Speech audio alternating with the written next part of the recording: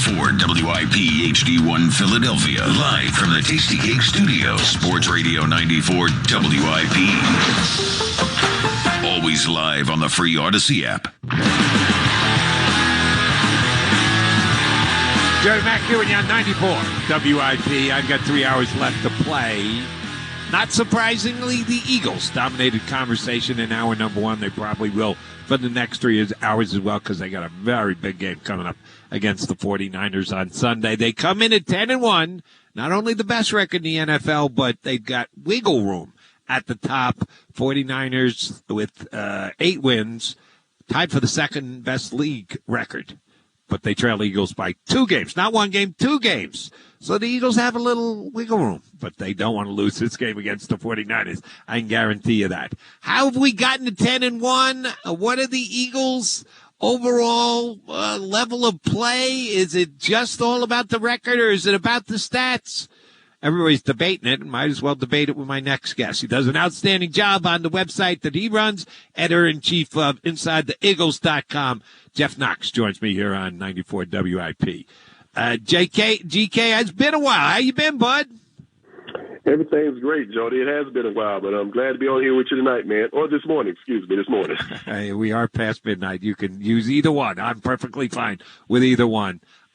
Jeff, there's a legit concern out there that the Eagles are dodging bullets, that they're living on the edge a little bit, to quote Aerosmith. Do we worry about that? Is it legit to worry about it? Or should we just say, hey, 10-1 is 10-1. Just wake me up when the game is over, and I'll tell you the Eagles got more points than the opposition. Stop with all this over-analysis. How should Eagle fans be looking at the 10-1 Eagles right now? I'm with you. 10-1 is 10-1. This is a team that I'm still a little shocked by the New York Jets loss, man, but wins against Miami when they shut they shut the other team's offense down in the second half is impressive enough to me.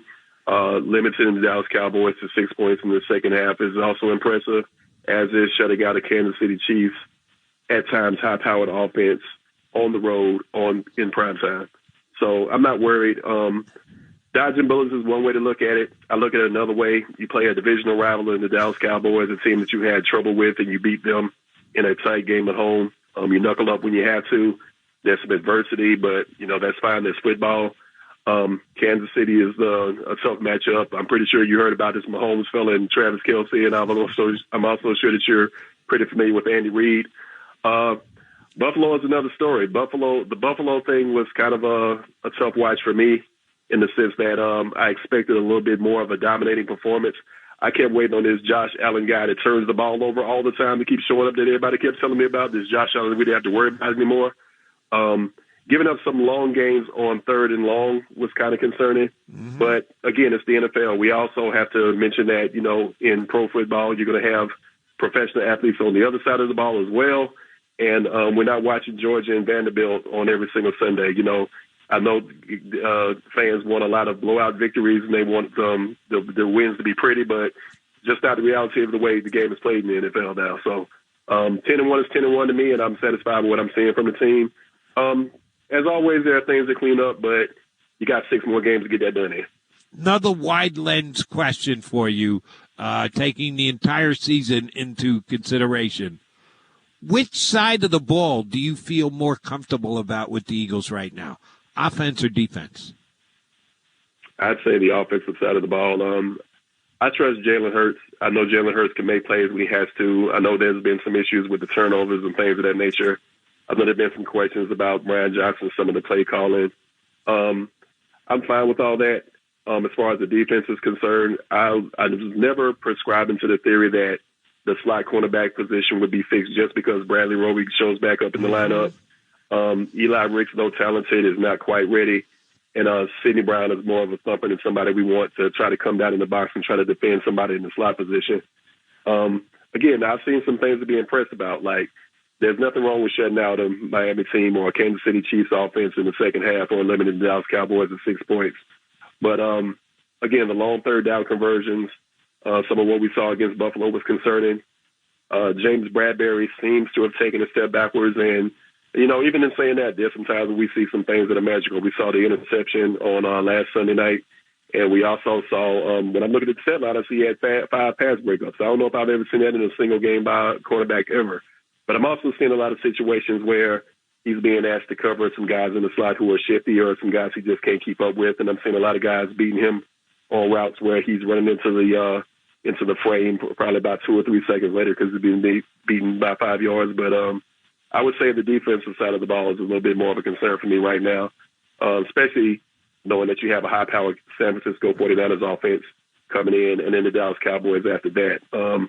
It's just hard to believe that they would have been able to clean up everything that we've seen on Sunday night in the span of about 7 days. All right. I'm with you, by the way.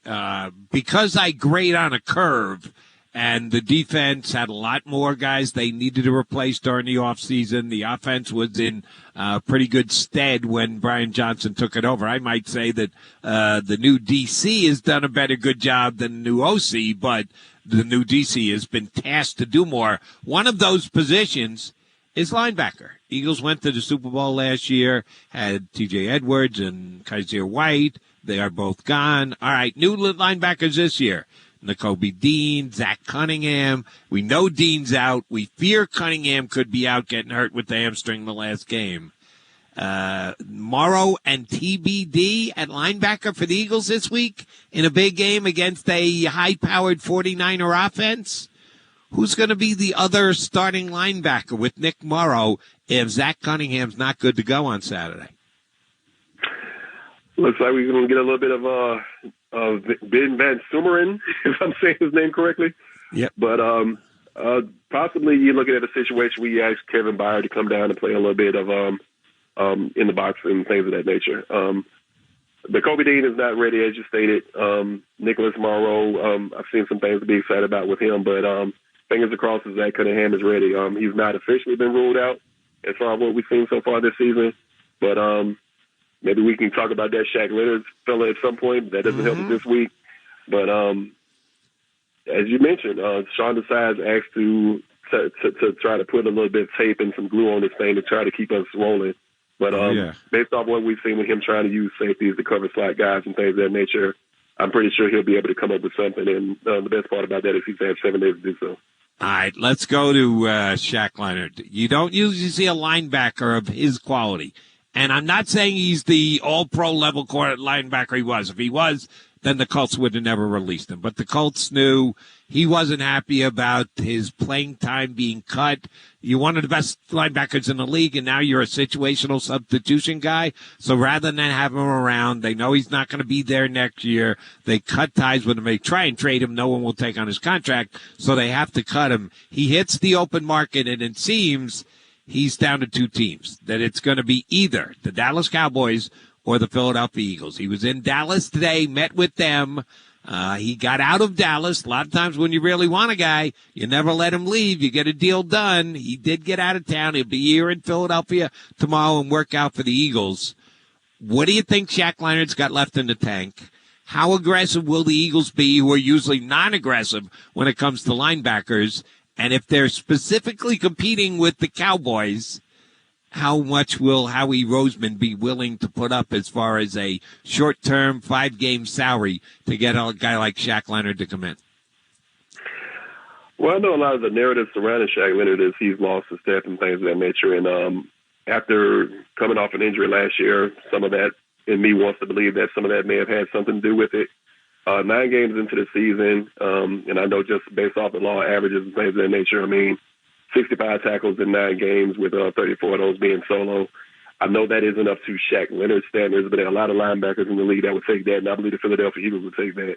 In a situation where you have him as part of a rotation, maybe buying some time until some guys get back, I think Shaq Leonard would be fine. I definitely think he's better than Van Sumeren, as we mentioned earlier.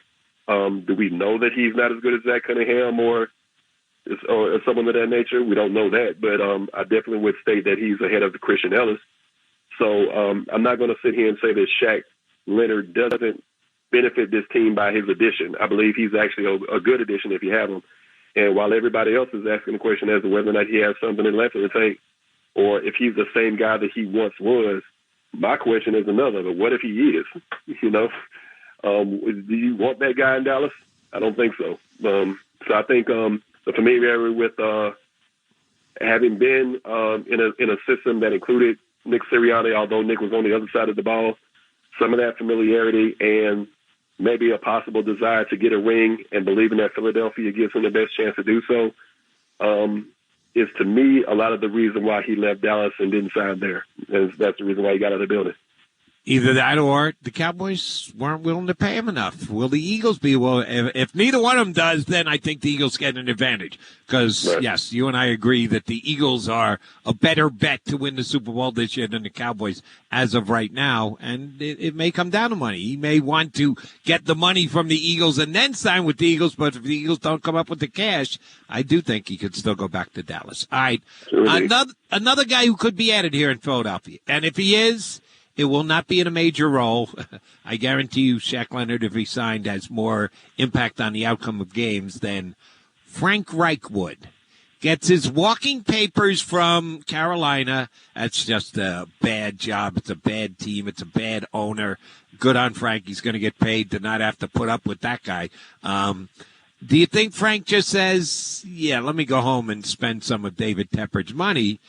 Or if he gets a telephone call from his ex-mentee, the head coach of the Philadelphia Eagles, Nick Sirianni, and Nick says, listen, I need you to join us. I need you to come in. I need you to be a consultant. You and I batted around ideas, Andy. We loved it. Let's do it here. You get yourself another Philadelphia Eagles Super Bowl ring. What do you think? Come on in, be a consultant for me. Could it happen? Should it happen, in your estimation? I think it could. I mean, I have nothing in me to state that Nick Sirianni and Frank Reich don't talk anyway. My thing about Frank is this is the second time that in 2 seasons he's been fired in November. He's 60 years old now. Saw something digging around in some Charlotte media stuff where I saw he was interviewed by some guys over at the Charlotte Observer. Mm-hmm. And he's actually a resident of North Carolina right now. Does he want to start over and try to get up to speed this late in the season? I mean, the personnel is different from the last time he was here. I say that he probably would. And this is probably a situation where, Nick can probably, bend his ear a little bit. Maybe there's a situation you can talk to him where he actually doesn't have to leave home or something of that nature. But I know they're talking. I know it's something that Nick wouldn't have a problem with. We've seen him add guys before.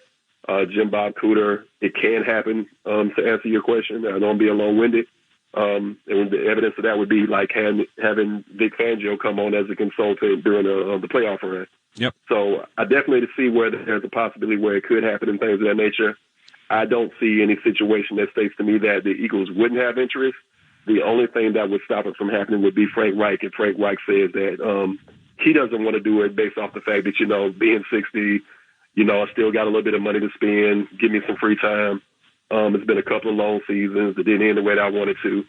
But I think that the Philadelphia Eagles would definitely be interested in that, as I would be, and I know you are. But the only thing that would stop it from happening would be Frank Reich. But to answer your question, yes, it's definitely a possibility. And I can't believe that I've gotten some feedback that have said it would be a bad idea, that Frank Reich has forgotten what he knew when he was here in Philadelphia and helped them win a Super Bowl, that he's proven that he's not good because he got fired by the coach in Carolina. Completely inaccurate. And, oh, by the way, if the coach says it's happening, because they're going to give Sirianni anything that he wants at this stage, would be my read on it. All right. This week against San Francisco, some pretty good trash talking going on, both sides. Started as soon as Eagles beat the snot out of the 49ers in the championship game last year, and the 49ers going immediately to the Brock Purdy plays. We would have won the game, not giving the Eagles enough respect for their W, and it's gone back and forth all offseason, and the trash talking has already begun this week as well. Is that a plus or a minus for the Eagles? I think it's a plus. I think there's a little bit more venom in this game than it would have been in the quote-unquote Super Bowl rematch. The one where there wasn't a Vince Lombardi trophy on the line. Uh-huh. But I think there's more venom here. To me, man, I look at it another way. You and I are a little bit older and things of that nature, so we've seen San Francisco 49ers in the heyday. We've seen the San Francisco 49ers of the 90s. And even though I wasn't a fan, I remember Joe Montana and Steve Young. And gold to me wasn't just a team color, it was a standard. a standard that I live it up to. And I hope I'm at liberty and free enough to sit here and say this on your show, man. But sure. I'm very disappointed with what I've seen from the San Francisco 49ers, man. Like, the coach is talking trash. We got to get him when we have everybody available and things of that nature, just implying that he's making an excuse. I'm listening to the kickers talking trash. I hear Deebo Samuel say that a second-team All-Pro is trash. Like, I don't get it, man. It's just, when we lost with Donovan McNabb being injured against the Carolina Panthers, we took the L. When I saw the Minnesota Vikings lose with John Randall watching the game from the sideline, they took the L. They took it like men. I'm very disappointed with how San Francisco has handled this whole thing. I think it's very disrespectful. I think it's unprofessional. I think the line is disrespectful, man. You got a 10-1 team at home, and they're down. They're what are they, 2.5 point underdogs? Yep. I think that's disrespectful. So I think it does play in the Eagles' favor. And somebody who tends to have a little bit of, I say this not casually or disrespectfully, a little bit of pettiness in him, being Nick Sirianni, I'm pretty sure he's using all the bulletin board material he can to get everything out of his guys. But the question is, do they need it? Like, James Bradbury is competitive, so is Hassan Reddick, and I love his line about them boo-hooing and just go ahead and line up and let's see what happens and things of that nature. But this team is fired up, and I actually think that we'll see a more fired-up team than we saw against the Kansas City Chiefs in the quote-unquote Super Bowl rematch. But the one thing that we don't need to see is we don't need to see them get off to a slow start. I think that would be tragic. Now, Jeff, here on WIP on Sunday morning before the game this past week, and I'll be on same time, same bat channel, 10-1, leading into a 4:25 game and all the pregame shows before it. I suggested that the Eagle fans should show their respect, show their love for the guy who's quarterbacking their team, who after the Kansas City win became the favorite in the Super Bowl, the MVP betting markets. Mm-hmm. And Chris Franklin, my buddy from NJ.com, told me he did hear a couple of MVP chants. I said the Eagle fans should start it when Hurts either does a tush push into the end zone or throws a long touchdown pass into the end zone or runs one in, not the tush push, but an actual run. Oh, by the way, he did all three Sunday in the game in the win against the Bills. I think that would be a great way to rub it into the 40-winers. The MVP chant for Jalen Hurts on Sunday when he makes that type of big play against the 49ers. Should the Eagle fans go there? Will the Eagle fans go there? Well, it's funny, man. I'm sitting here talking about pettiness on the San Francisco 49ers side and Nick Sirianni. I'm a little petty myself. I'm all for it, man. Sounds like a party to me. Yes, so am I. Why the hell not? If it's accurate, if you're not making stuff up, if you're not creating it just for the sake of creating it. Oh, by the way, the MVP is on the field. He's leading the Eagles to victory. Take that, San Francisco. Why not? That Jalen Hurts is the MVP of the NFL last year. As far as I'm concerned, Jalen Hurts was the MVP of the NFL last year, and I think he proved that on the field and by being absent in 2 games that the Eagles probably the 1-1 and had to be on the field. So Jalen Hurts is the MVP as far as I'm concerned. I still believe Nick Sirianni, even though the trophy went to a guy who finished third in the division when he was expected to finish third in the division, and Brian Daboll, I think Nick Sirianni is the coach of the year. Howie Roseman is the executive of the year. I would have given the comeback player of the year to Brandon Graham, and I would have given the defensive player of the year award to Hassan Reddick over Nick Bosa. This is a stacked team. I think as great as the San Francisco 49ers appear to be on paper, I still feel like the Philadelphia Eagles are the better team, and I do believe they get the win on Sunday. And I'm all for the pettiness. I'm all for the chants. I'm all for everything, man. Boo Debo every time he touches the ball. I want to see all that. Fair enough. Nothing would make me happy. I'm going to text you one more time before I let you out the door. Is Brock Purdy a franchise quarterback? I think Brock Purdy is a franchise quarterback. Brock Purdy is. I think he's in the best situation that he probably could have landed in. I'm one of those guys who same thing they did with Jalen Hurts last year. We want to criticize Jalen Hurts for having great teammates. I'm not going to criticize Brock Purdy for having great teammates. Now, do the 49ers take a step backwards if Christian McCaffrey and Deebo Samuel and all these guys and Trent Williams, if all these guys are hurt? Absolutely they do. But that's consistent with everything we see around the league and things of that nature. And you're one of the guys who talked me into this, man. I know I had my preconceived ideas about Brock Purdy before, him being Mr. Irrelevant for a reason, but he's proven me wrong. And Brock Purdy is a great talent. Not a fan based on the fact that he's wearing the wrong jersey. But to answer your question, yes, he is a franchise quarterback, and I think he's going to be good in this league for a long time. Didn't ask you to root for him, just asked you to give an honest analysis of it, and he is a franchise quarterback. And, oh, by the way, if it was all about the system and all about the teammates and all about the targets and all about the weapons around him, what happens when Josh Johnson comes into the game last year? They fall apart like a house of cards. Yeah, they didn't have Brock Purdy. It was a legitimate stance that the 49ers took. They were handicapped when they lost Purdy, but they would have won? You can't say that. You could have said you could have won, but that will make for a great just in the mill all week long leading up to this game. The issue I have, my friend, I'm sorry to cut you off, but we tend to forget about that 31 points they gave up on the defensive side of the ball. Like, that never seems to get mentioned, but yeah, I think the score is probably a little closer, but I still feel like Philly comes out on top of that game. They were just a better team. We will see who comes out on top of the game on Sunday, and then, we might get another 49er-Eagle matchup down the road. G. Knox, always a pleasure. Love when you jump in with me. Thank you for doing it tonight. Enjoy the game on Sunday. No better way to spend a Monday morning, man. I appreciate you. That is Jeff Knox, editor-in-chief from Inside the Iggles. That's Iggles, in case you're checking it out. You should. It's a good Eagle website, and Jeff does some good posts. And he's not afraid to throw down the gauntlet, so you might want to check some of his work out. Appreciate him sharing with me tonight. Now I need you to share with me. Cleared out the lines. That happens when I punch up a guest. A couple guys on hold dropped. So you can get back, and anybody else can get in. Very easy. 215-592-9494. I will reiterate my question from the top of the show. A 3C question for the Philadelphia Eagles. What category do you land in? Jody Mac working the phones here on 94 WIP.